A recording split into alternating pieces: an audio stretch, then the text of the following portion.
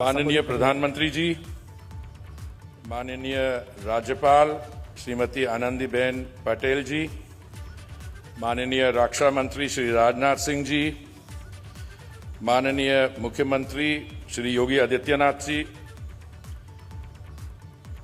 केंद्रीय मंत्रिमंडल में मेरे साथी महेंद्र पांडे जी, कौशल किशोर जी, उप मुख्यमंत्री श्री केशव प्रसाद मौर्य जी, श्री दिनेश शर्मा जी, भारत के विभिन्न राज्यों से के सभी सम्मानित मंत्रियों के साथ साथ आज यहां उपस्थित डिग्नेटरीज और आजादी 75 कॉन्फ्रेंस कम एक्सपो में आप सभी का स्वागत।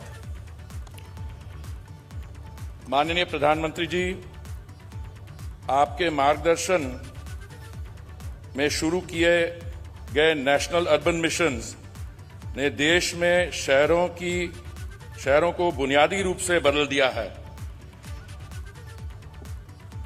1947 में आजादी के समय हमारे शहरों की आबादी करीब 6 करोड़ थी।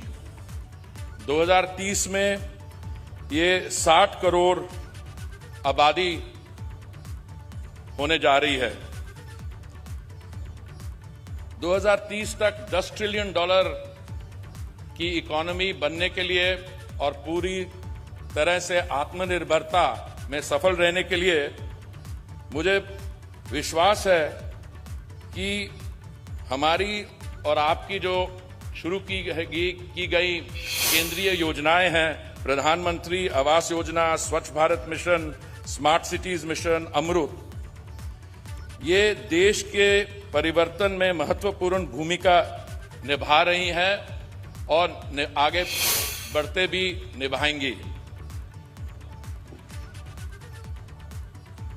2004 और 2014 के बीच केंद्रीय योजनाओं पर 10 साल में करीब 1,57,00,000 अर्बन इन्वेस्टमेंट की गई थी। और माननीय प्रधानमंत्री जी, आपकी जो केंद्रीय योजनाएं हैं जो जून 2015 में आरंभ हुई, तो 6 वर्ष में 2015 से लेकर 2021 तक ये अर्बन इन्वेस्टमेंट 7 गुना से ज्यादा हो गई है और आज 11,83,00,000 की इन्वेस्टमेंट हो चुकी है। प्रधानमंत्री आवास योजना ने शहरी गरीबों को सम्मान प्रदान करने के लिए 1,13,00,000 से अधिक घर सैंक्शन किए।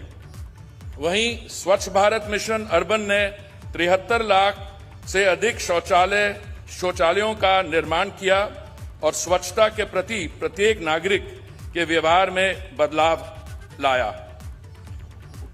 अमृत मिशन ने हमारे शहरी नागरिकों के लिए 500 शहर, जिनकी उनमें 1,10,00,000 टैप वाटर कनेक्शंस दिए और 85 लाख सीवर कनेक्शंस प्रदान किए।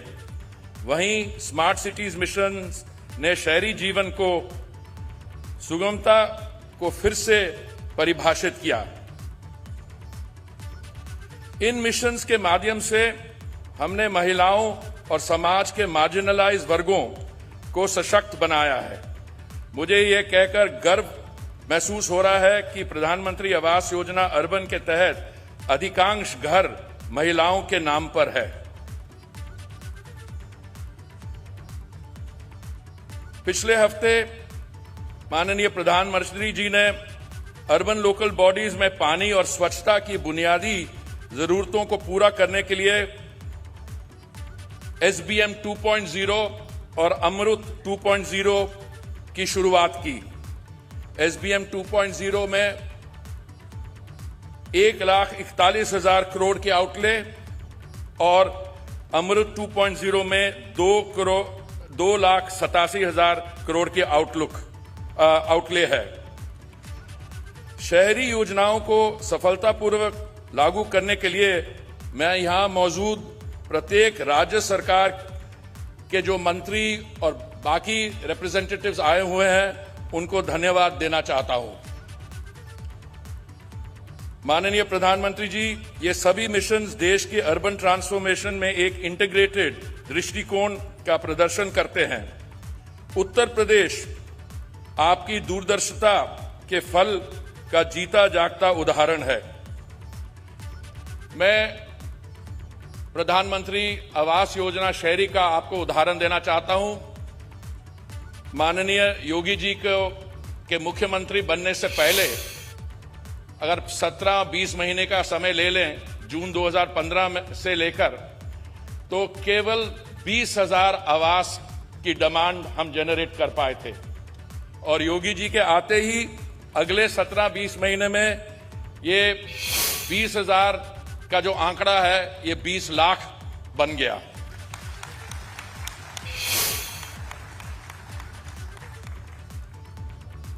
इस समय उत्तर प्रदेश में लगभग 11 लाख घरों को सैंक्शन करने के लिए प्रधानमंत्री आवास